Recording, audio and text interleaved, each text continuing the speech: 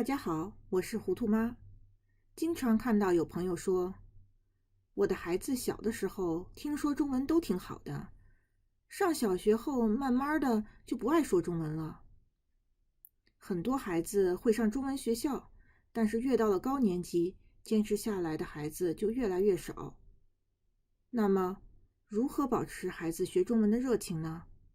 其实答案很简单，那就是发掘各种可行的方式，保持孩子对中华文化的兴趣。中华文化是土壤，对文化感兴趣了，才会对学中文产生源源不断的学习热情。有哪些具体做法可以保持孩子对中华文化的兴趣呢？我举几个例子。在家里的墙上挂一幅中国地图，告诉孩子他的爸爸妈妈、爷爷奶奶、外公外婆的家乡在哪里。和孩子一起庆祝春节、中秋节，了解相关民俗活动。鼓励孩子参加华语课后班或者华语夏令营。我的孩子就曾经参加了武术课和武术夏令营。过去的2年，我知道有朋友的孩子参加了中国一些城市主办的网上夏令营，学到了很多文化知识。从小让孩子上中文学校，有一起升级的同学，稳定的华语环境，学习民族乐器，从音乐里了解华人文化。下面我具体讲讲我们是如何用华语动画片作为突破口，提升孩子对中华文化的兴趣的。看动画片并不是听懂、看懂故事就完了，而是要延展和孩子一起讨论故事的历史背景、人物以及里面展现的文化。比如《西游记》动画片，从唐僧这个人物出发，我们可以讨论历史上真实的唐僧是什么样的，他生活在哪个朝代，他有没有徒弟，取经花了多少年。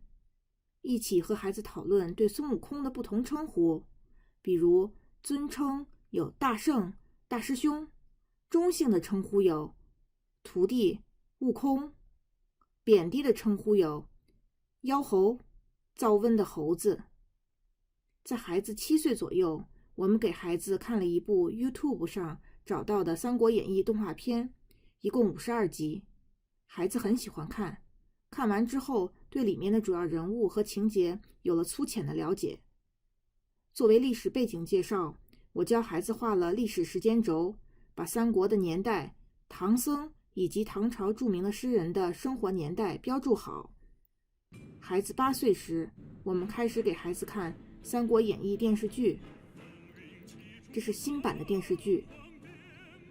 这部剧我们陪着孩子看了完整的2遍，一边看一边讲解，孩子获益匪浅。孩子知道了复姓，知道了姓、名、字的关系，学到了好多成语。后来就连生活中遇到的困难，学校里面的小矛盾，我们在讲道理的时候常常引用《三国演义》里的故事，孩子一下就听进去了。《三国演义》也给孩子树立了华人的英雄形象，关羽、赵云，一点也不输西方神话传说里面的英雄。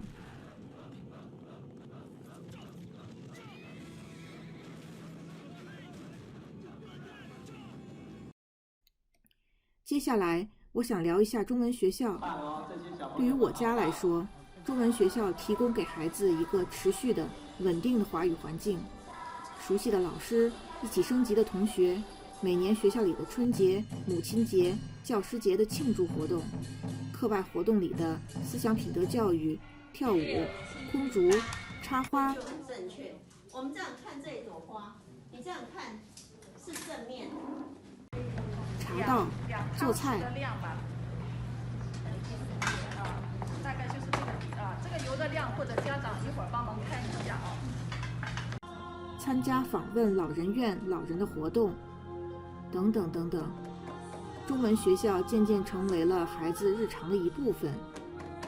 因此，我认为中文学校的存在是任何一个中文线上课程或者中文课后补习班不能替代的。最后，我想强调的是，中文学校再好，家长也不能把华语教育完全推给中文学校。要知道，家长的引导、家庭教育是最重要的，其他的都是辅助的手段。在学习的道路上，总会遇到一些挑战，家长要不断鼓励、帮助孩子。家长还要认识到，每个孩子是不同的。字写得漂亮的孩子，我们要肯定；做作业不那么自觉的孩子，我们也要看到他的进步，多加表扬。看着有的孩子很多学过的字不认识，字写得乱七八糟，怎么办才好呢？很多时候我只能深呼吸，安慰自己，慢慢来，慢慢想办法。我相信只要土壤足够肥沃，小树苗一定会按照自己的节奏长大成材的。